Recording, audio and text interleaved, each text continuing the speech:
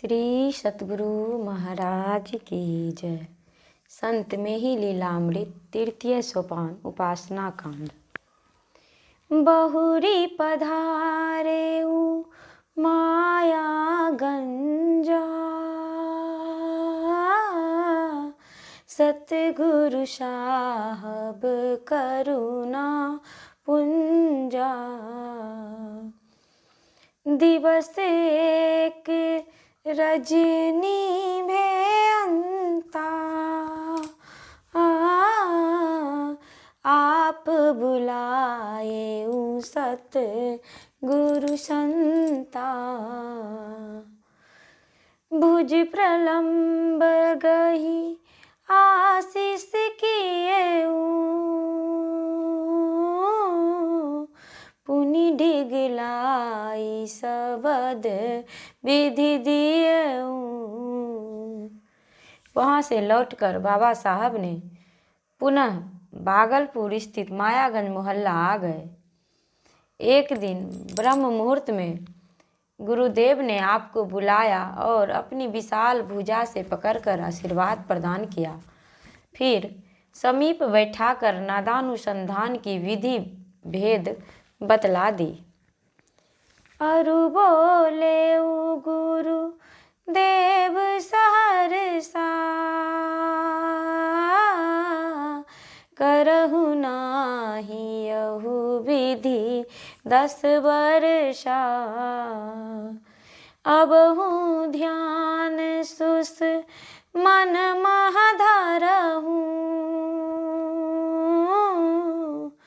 होई प्रकाश प्रगट पुनि करहूँ। और प्रसन्नता पूर्वक बोले, यह क्रिया अभी 10 वर्ष तक नहीं करना, अभी केवल सुषुम्ना में ही ध्यान लगाना, अर्थात दृष्टि योग का ही अभ्यास करना।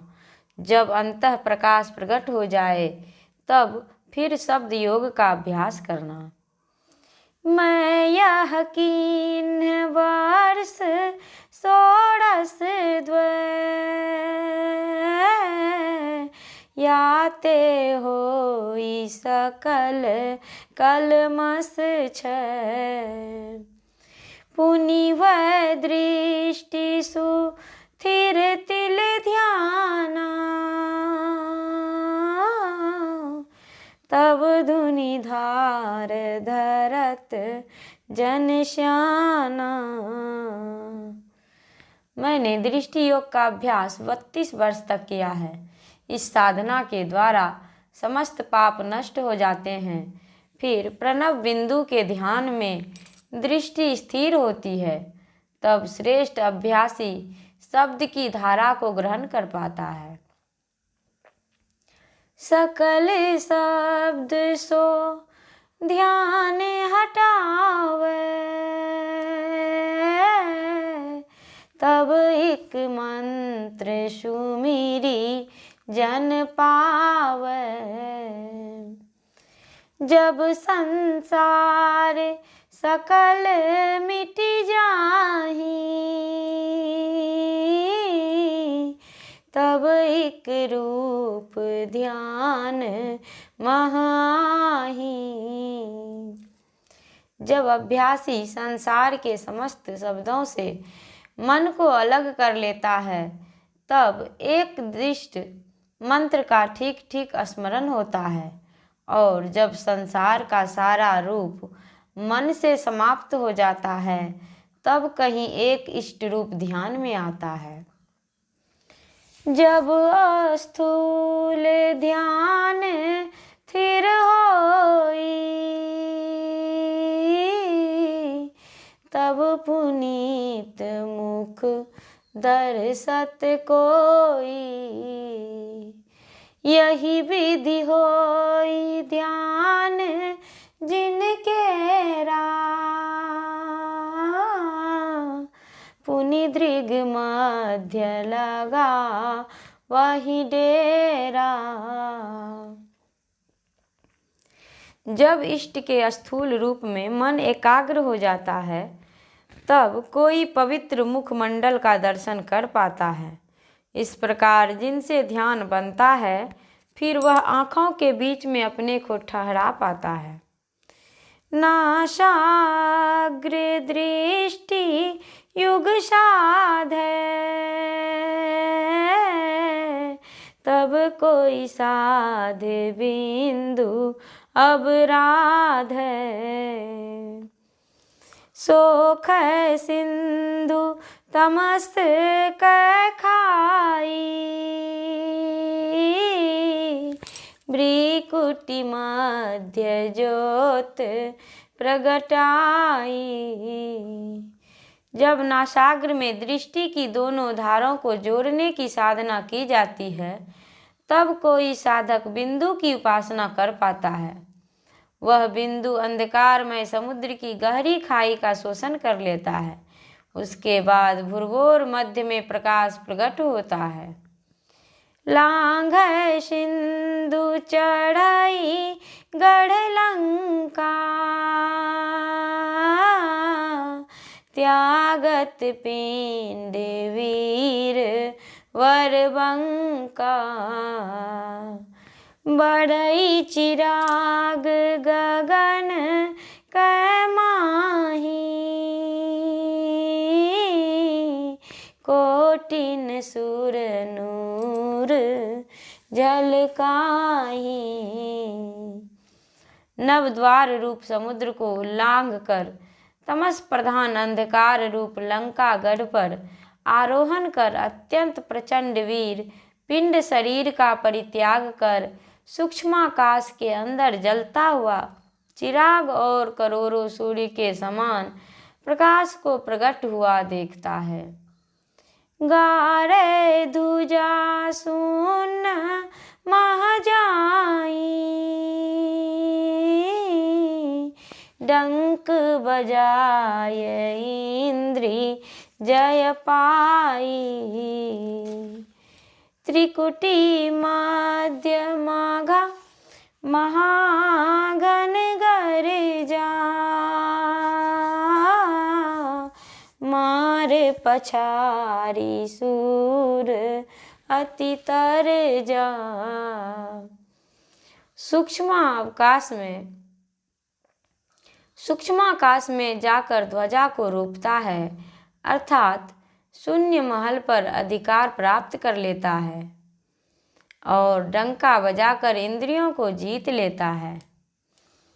त्रिकुटी के अंदर भयंकर मेघ गर्जन होता है। सुरमा वीर वहां अत्यंत ललकार कर काम विकार को पराजित करता है।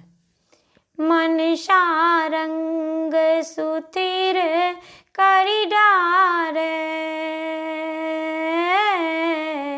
पावक चासी वास सब जारे। इतना जोग करई जन कोई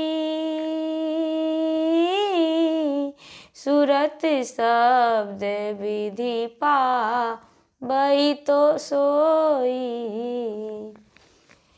अभ्यासी मन रूपी मृगा को स्थिर कर लेता है तथा ब्रह्माग्नि प्रकट कर समस्त वासनाओं को भस्म कर डालता है।